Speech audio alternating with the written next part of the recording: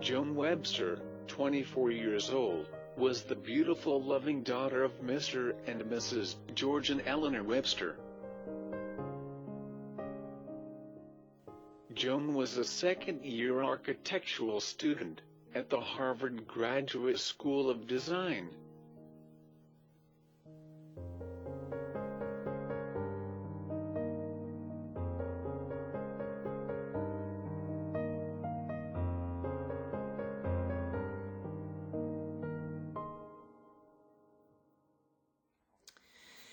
In 1980, Joan wasn't able to go home for Thanksgiving break. Her workload, her first year at Harvard and graduate school was extremely heavy, and she was unable to take the time off to go home for Thanksgiving.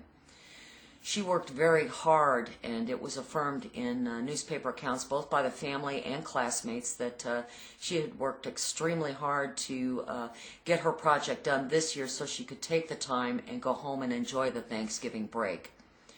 I know that I spoke with Joan that week, and our conversation was very happy. It was very upbeat and largely centered around the fact that I was pregnant at that time. So perhaps there is part of that is a connection that keeps me very close to Joan and very dear in my heart. On November 28th, 1981, George and Eleanor Webster and Joan's sister Anne took Joan to Newark Airport, where she boarded Flight 960 at Eastern Airlines from Newark to Logan Airport.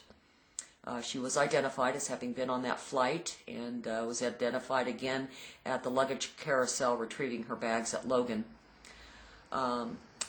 People expressed concern that she had gone back early. She broke off and cut short her Thanksgiving break and went back on Saturday night. And I know Eleanor has expressed many times, it's been reported and quoted, that she was concerned that Joan took that flight that night as opposed to riding with her sister the next day back to Boston.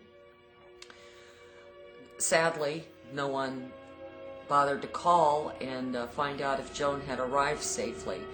We didn't know for 3 days that Joan was a missing person. It was 3 days, 3 very valuable days, and at the same time Joan was on that flight going back to Boston, I was in the hospital and had a miscarriage. So it was a very difficult time, one that has impacted lives for many, many years, and as I said, it keeps a very strong closeness with myself and Joan that such tragic events took place on the same night. After being seen getting her luggage at the carousel, Joan vanished.